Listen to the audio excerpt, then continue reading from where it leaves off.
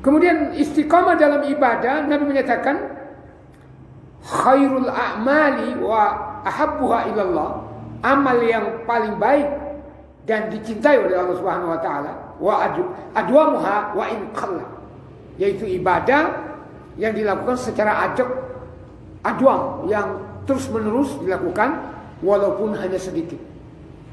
Ya, jadi kita mencari ibadah yang sesuai kemampuan kita. Kita laksanakan secara ajak, gitu ya.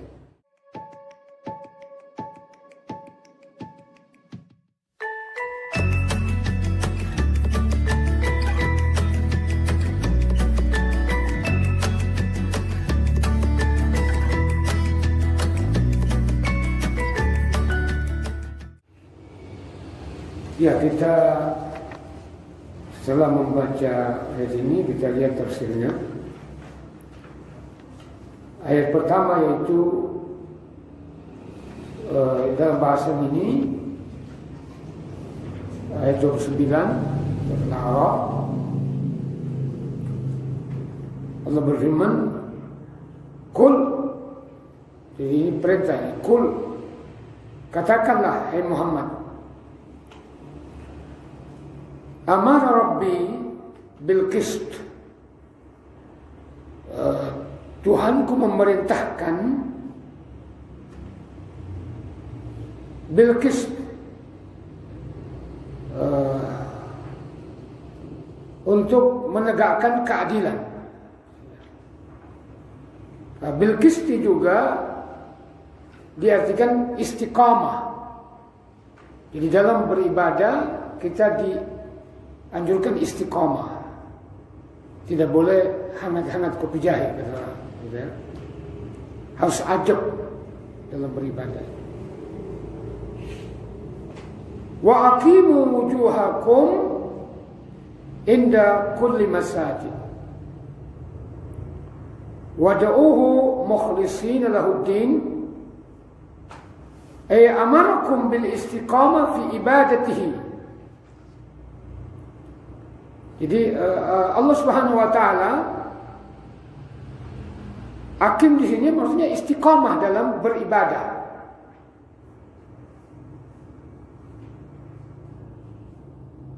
Yaitu dengan cara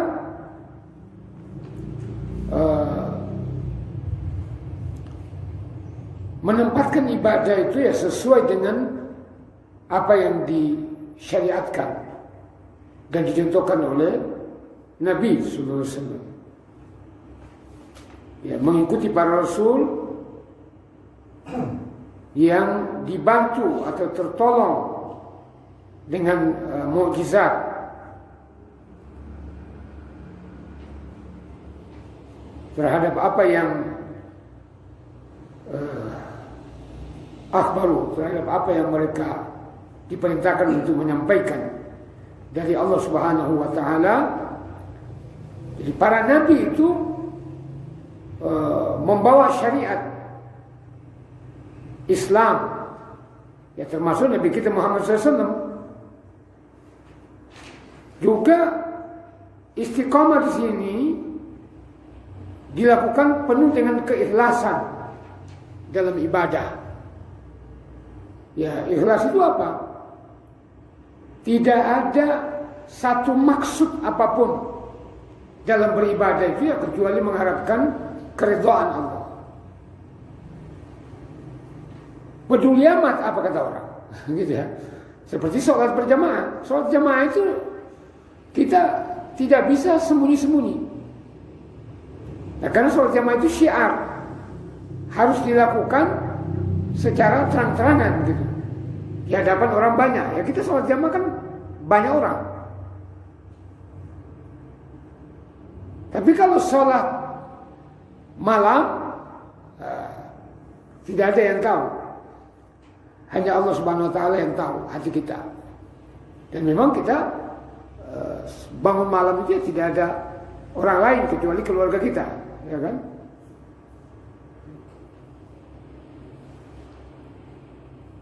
Fa innahu ta'ala la yatakabbalu al-'amala hatta yajma'a hadaini ar-ruknain. Sesungguhnya Allah Subhanahu wa taala tidak menerima amal kecuali dengan dua rukun ini. Apa tadi rukun itu? Yaitu mengikuti pedoman para rasul dalam beribadah. Yang kedua ikhlas. Jadi ikhlas tapi tidak diperintahkan oleh Rasul. Ya tidak diterima amal itu. Ini jelas ini. Ini sekarang ini juga banyak mubalik yang tidak paham tentang bid'ah. Ya, ada yang dari Sulawesi Selatan itu. Enggak usah pakai mic. Mic itu bukan bid'ah. Gitu ya. Bid'ah itu hanya pada ruang lingkup ibadah dan akidah. Jadi segala kepercayaan atau ibadah yang tidak ada tuntunannya dalam Al-Quran itulah bid'ah. Jadi adapun bukan ibadah itu bukan bid'ah. Ini saya sering menyampaikan ini karena orang masih salah ya mengenai bid'ah itu. Nah, kalau begitu nggak usah pakai mic, gitu ya, nggak usah pakai HP. HP itu bukan bid'ah. Ya itu duniawi bukan persoalan agama. Ya. Jadi harus dua ini. Amal ibadah itu diterima harus sesuai dengan syariat yang digariskan oleh para rasul, ya kalau kita Nabi Muhammad SAW. Gitu ya. Kemudian ikhlas. Nah dengan demikian insya Allah akan mendapatkan pahala yang sesuai. Ya sesuai dengan niatnya, sesuai dengan keikhlasannya. Jadi wa ayyakuna khalisan minasyirk. Jadi ibadah itu ya harus murni, bening, steril dari kesyirikan. Ya syirik itu ada 3. Syirik akbar, ya di samping menyembah, beribadah kepada Allah, juga menyembah kepada Syekh Abdul Qadir Jailani. Jelas itu. Orang benar, itu syirik. Bikin sesajen, kemudian pergi minta kepada orang yang dianggap wali dalam kuburan, itu nggak ada. Syirik, itu syirik. Ya. Jadi harus bersih. Nah, yang kedua syirik itu syirik asgar. Syirik asgar itu jadi riya. Nah, ini mengatakan inna akhwafa ma akhafu alaikum asyirkul asgar.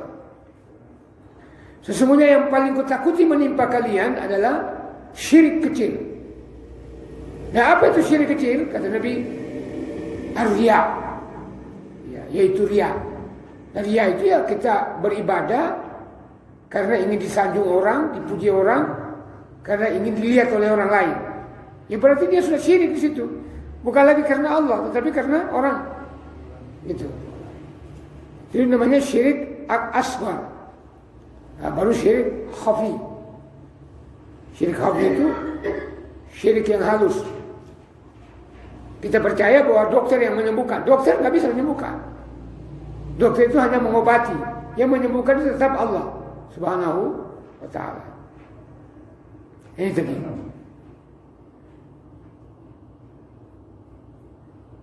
Jadi mukhlisina lahuddin.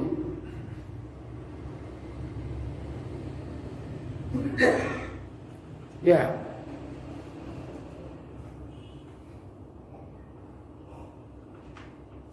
Ya, kemudian ada firman ini, kama bada'akum ta'udun. Sebagaimana kami menciptakan kalian pada permulaan, ya demikian juga kalian akan kembali kepadanya. Ya. Nah, ini apa maksudnya ayat ini? Ada yang mengartikan seperti Imam Mujahid. Imam Mujahid ini muridnya Qatadah. Qatadah itu muridnya Ibnu Abbas. Kama bada'akum ta'udun yuhyikum ba'da mautikum. Maksudnya bahwa Allah Subhanahu wa ta'ala akan menghidupkan kembali kalian setelah kalian mati itu. Jadi tidak mati jadi tanah, jadi tulang belulang, ya enggak, dihidupkan kembali. Dihidupkan kembali.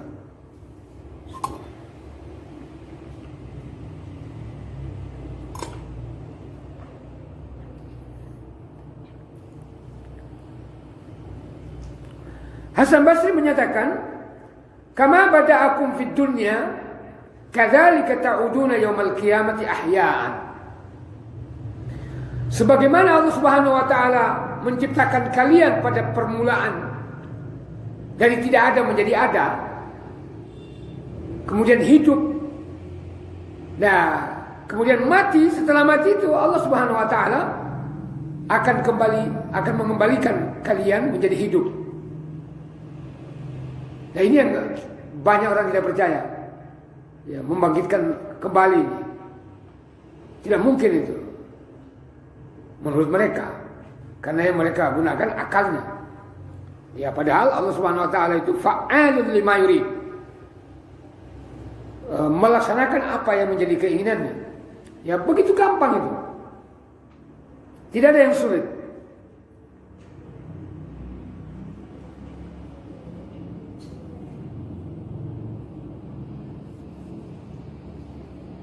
Ya, ada yang mengatakan juga seperti kata ada sendiri ini, bada'a fakhalaqakum wa lam yakunu syai'a. Fakhalaqahum wa lam yakunu syai'a. Tsumma dhahabu, tsumma yu'iduhum. Nah, ini menurut kata Habib sama ya. Bahwa Allah Subhanahu wa taala yang memulai penciptaan manusia. Dari tidak ada menjadi ada. Coba kita ini sebelum ayah ibu kita menikah, di mana kita berada? Enggak ada. Ya kan? Roh kita yang ada di mana? Di alam roh, gitu. Nanti ayah ibu kita menikah, baru roh itu diambil kemudian ditiupkan ke rahim ibu kita. Maka tidak boleh kita mengatakan begini, ada anak-anak gitu. Coba ibu menikah dengan laki-laki yang lebih ganteng begitu. Ya saya mungkin lahir menjadi yang lebih cantik atau lebih ganteng. Karena itu sudah ketentuan Allah Subhanahu wa taala. Ya. Nah ini jadi banyak ya yang memaknai ayat ini, hampir semuanya maknanya sama. Ya, dalam surat Yasin di sana dikatakan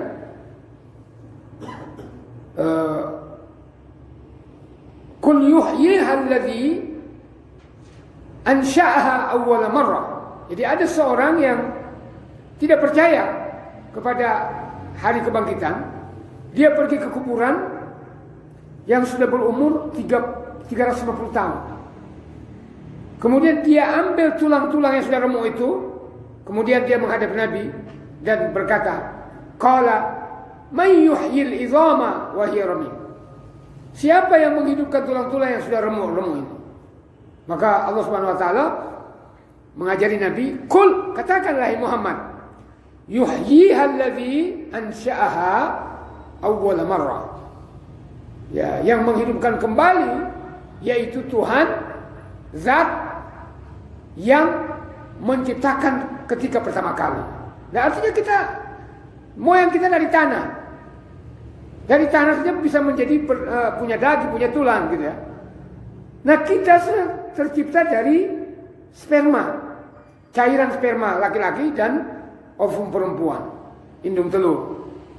Dari cairan saja tiba-tiba di dalam rahim ibu kita sudah punya tulang-tulang di dalam, ya kan? Dari mana tulang-tulang itu? Coba.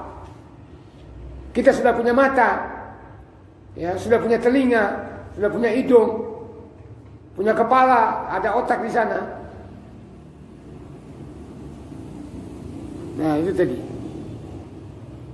Jadi kul yuhyiha alladhi ansha'aha awwal marrah.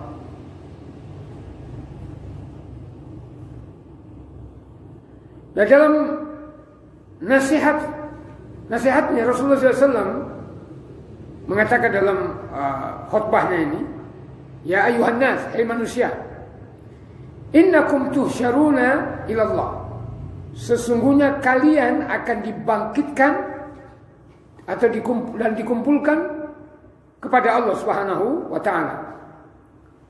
Hufatan uratan, gurlan, kalian telanjang dada, telanjang kaki, tidak berpakaian. Kama bada'na awala khalqin nu'idu, sebagaimana Allah Subhanahu wa taala menciptakan ketika kita lahir, tidak lahir dengan emas di tangannya, di kakinya, enggak ada, tidak berpakaian, ya seperti itu. Ya sehingga Aisyah radhiyallahu anha menyatakan, ya Rasulullah, apakah kita tidak malu nanti dilihat orang kita tidak berpakaian gitu, ya? Maka kata Nabi, tidak ada lagi karena sibuknya, karena dahsyatnya hari kebangkitan itu, orang tidak sempat memperhatikan orang lain. Dia hanya mengatakan nafsi, nafsi, diriku, diriku, diriku. Ya. Jadi dia tidak lihat lagi ada orang. Ya, bapak, ibunya, istrinya, anaknya, saudara-saudaranya, dia tidak ingat. Dia tidak lihat, dia tidak gubris, tidak menghiraukan. Dia hanya fokus menghadap Allah Subhanahu wa taala. Nanti kalau sudah sama-sama masuk dalam surga, ya baru ketemu. Gak usah kita berikan contoh gini. Saya kan biasa naik kapal, Pak. Naik kapal atau pesawat. Ya, saya ke Maluku, ke Kalimantan, ke Sulawesi, itu kebanyakan saya naik kapal. Ketika kita sudah dipersilakan naik kapal, kita penumpang ini yang fokus, yang menjadi fokus kita apa? Kita mendapatkan kamar sesuai dengan tiket, ya kan? Sesuai yang tercantum dalam tiket. Sebelum kita mendapatkan kamar itu, naik ke sana, kita tidak tahu sama orang, ya kan? Tidak peduli sama orang, yang penting kita fokus dulu naik. Nah, seperti itu. Nanti dalam kapal, wah, jenengan juga ada di sini ya, nah, gitu. Nah, itu yang paling dekat dalam contoh kita. Jadi itu ayat pertama. Jadi penegasannya bahwa ayat pertama ini kita harus istiqomah dan ikhlas dalam melaksanakan ibadah yang ada syariatnya dari Al-Quran maupun dari hadis. Jadi tidak boleh kita hanya hangat-hangat kopi jahe tadi. Ya, tidak boleh kita hanya hari ini semangat, ya besok kendor semangatnya. Jadi harus adab. Ya, baik itu dalam akidah maupun dalam ibadah. Dalam akidah, dalam Al-Quran dikatakan innal ladzina qalu rabbunallah tsumma istaqamu tatanazzalu alaihimul malaika alla takhafu wa la tahzanu wa abshiru bil jannati allati kuntum tu'adun. Jadi orang yang ajak istiqamah dalam akidahnya, mempertahankan imannya sampai dia mati, akan turun malaikat. Kapan turun malaikat itu? Ya, ketika dia mau mati, ketika di alam barzakh, ketika dia bangkit, ketika di padang mahsyar. Apa kata mereka? Jangan takut, jangan bersedih, bergembira dengan surga yang dijanjikan oleh Allah. Jadi itu orang istiqamah. Kemudian istiqamah dalam ibadah, Nabi menyatakan khairul a'mali wa ahabbuha ilallah, amal yang paling baik dan dicintai oleh Allah Subhanahu wa taala, wa adwamuha wa in qalla, yaitu ibadah yang dilakukan secara adwam, yang terus menerus dilakukan walaupun hanya sedikit. Ya, jadi kita mencari ibadah yang sesuai kemampuan kita. Kita laksanakan secara ajak, gitu ya. Ayat kedua, Allah berfirman, fariqan hada wa fariqan haqqa alaihimud dhalalah. Ya. Jadi ada sebahagian yang mendapatkan hidayah dari Allah, ada yang benar-benar kesesatan ditetapkan atas mereka. Ya. Nah, siapa ini yang sesat ini? Umumnya orang kafir. Umumnya orang kafir. Jadi apa yang saya katakan, pernah saya katakan bahwa umat Islam 1,7 ternyata sekarang sudah 1,8 miliar orang Islam, Pak. Nah, manusia ini lebih dari 10 miliar. Nah, yang kafir itu berarti 8,2 atau kalau lebih berarti 8,5 miliar gitu. Jadi lebih banyak orang kafir. Nah, kafir itu semua sesat. Semua sesat. Namanya kafir dia pasti sesat. Ya. Nah, mereka ini kelompoknya lebih besar, lebih banyak. Ditambah lagi ada yang sesat dari Islam. Dia orang mengaku Islam dari 1,8 ini banyak, seperti kita lihat di Bangladesh, kemudian di India, yang pengaruh-pengaruh Hindu itu masih banyak. Gitu ya. Ya, Syiah itu ya sesat. Gitu ya. Karena mereka mengkutus individukan turunan Ali bin Abi Thalib dari Fatimah. Kalau hanya dari Ali bin Abi Thalib, anaknya setelah meninggal Fatimah, Ali itu kawin lagi, ada 33 orang anaknya selain dari Fatimah. Kenapa mereka tidak lalukan itu? Ya kan? Ya. Jadi karena Husain itu menikah dengan seorang putri Kisra Persia yang bernama Syahrbanu. Jadi Syahrbanu itu anaknya putri Persia. Nah, orang Iran itu sangat fanatis karena menikah dengan putri Persia, sehingga mereka mengkutus individukan Husain. Hasan biasa-biasa aja. Ya, padahal kakak beradik, gitu ya.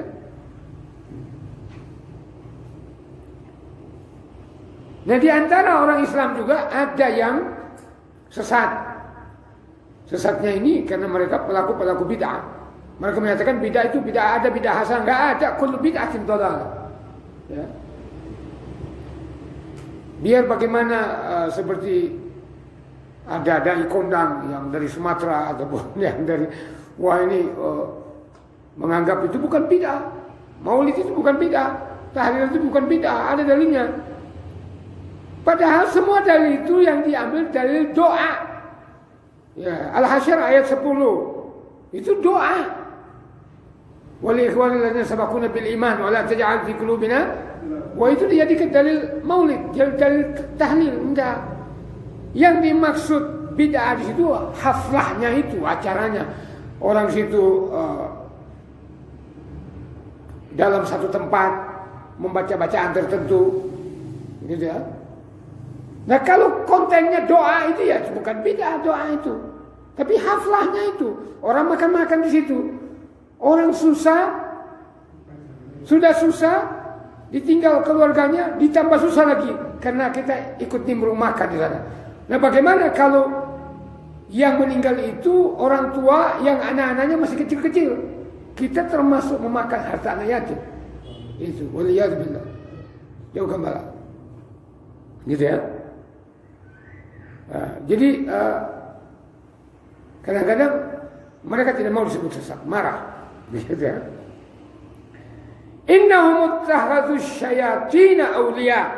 Orang-orang sesat ini menjadikan setan-setan sebagai kekasih, teman, min dunillah, selain Allah, pelindung selain Allah. Wa yasabuna annahum muhtadun. Mereka mengira bahwa mereka ini dapat hidayah. Coba. Wah, ini kan baik, ya kan? Kita memuji-muji Nabi. Ya. Jadi kalau muji-muji Nabi pakai salawat yang dibuat-buat itu nariahan apa semua itu badriyah, wah itu kan baik. Ya, tapi lafaz itu tidak dicontohkan oleh Nabi. Justru lafaz itu bisa mengandung kesyirikan. Gitu ya. Ini tadi. Wa yasabuna annahum muhtadun. Mereka mengira bahwa mereka ini dapat hidayah. Kenapa? Karena setan. Setan menghiasi. Ya. Nah ini kalau kita ngomong di depan mereka marah. Ya. Nah ini tadi.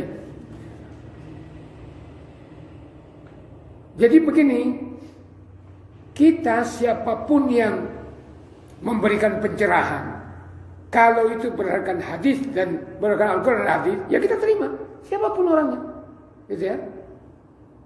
Tapi sekalipun orang alim diakui oleh nasional umpama kealimannya, kalau apa yang dia anjurkan itu tidak sesuai dengan Al-Quran hadis, ya kita tidak terima. Sekalipun dia umpama tokoh Muhammadiyah, gitu. Ya. Tapi tidak mungkin tokoh Muhammadiyah menyeleweng gitu ya.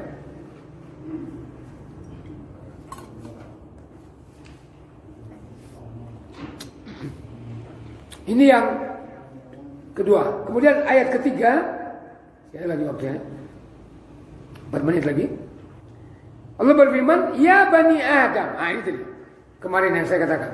Hei Bani Adam, anak manusia, khudhu zinatakum, pakailah pakaian kalian yang indah di setiap memasuki masjid.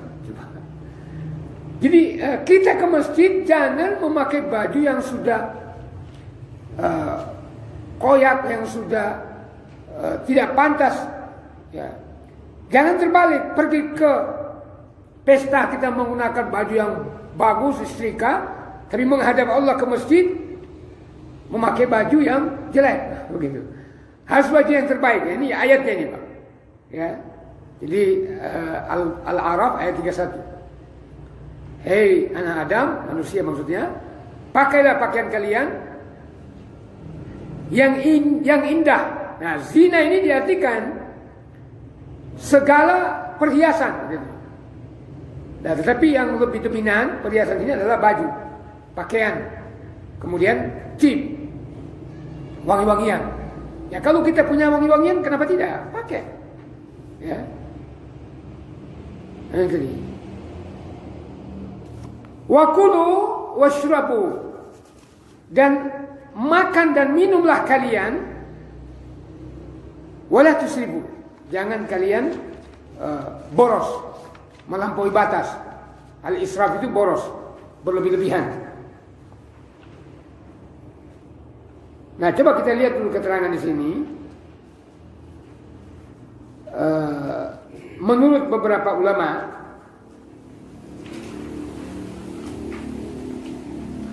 seperti Auza'i diriwayatkan dari Qatadah, bahwa kita pergi ke masjid itu dalam rangka melaksanakan sholat, antara lain menggunakan sendal supaya tidak kotor kaki kita. Ya. Kemudian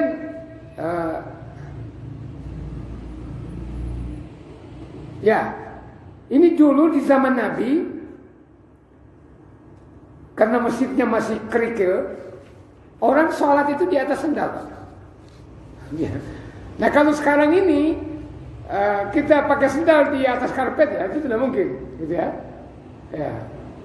Tapi zaman zaman sahabat, zaman Nabi, sahabat menggunakan sendal karena pasir.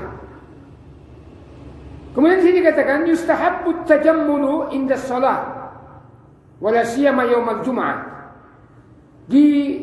Sangat dianjurkan tajammul, memperindah diri ketika menghadiri salat, terutama pada hari Jumat, pada hari raya. Ya, yaitu dengan berpakaian yang rapi, kalau bisa yang bagus dan aktif. Aktif itu wangi-wangian, dianjurkan. Nah, kecuali perempuan melewati laki-laki, dia tidak boleh memakai wangi-wangian karena dikhawatirkan menarik perhatian laki-laki. Tapi kalau sesama ibu-ibu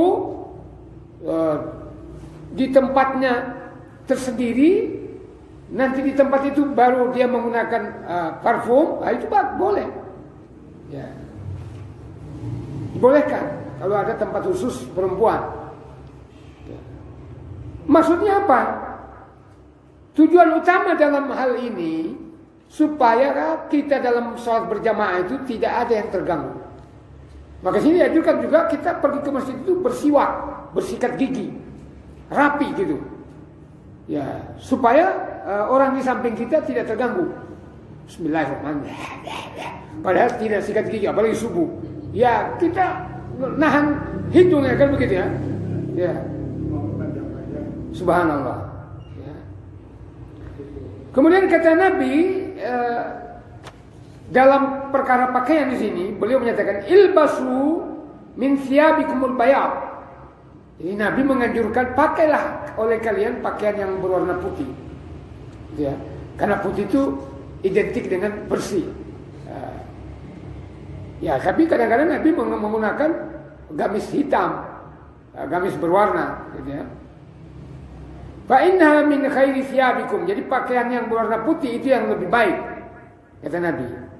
Wa kafinu fiha mautakum, dan pakailah untuk mengkafani mayat-mayat kalian, yaitu kain yang berwarna putih. Wa inna khaira akhalikum al-ismid fa innahu yajlul basar. Kemudian kita menggunakan kohol juga, kohol itu celah mata gitu ya. Itu laki-laki boleh. Jangan cuma kita orang di Indonesia aja ya, karena identik dengan perempuan. Tapi kalau di tanah Arab atau orang Arab itu menggunakan celah mata itu gitu ya. Ya. Ya, ini barangkali bisa kita sampaikan. Kemudian di sini kita makan itu terukur gitu ya. Jangan berlebihan. Ternyata subhanallah, kalau kita tidak mengatur pola makan kita, ya bisa menimbulkan penyakit. Sudah ada larangannya oleh Allah Subhanahu wa taala. Ya, sehingga kata Nabi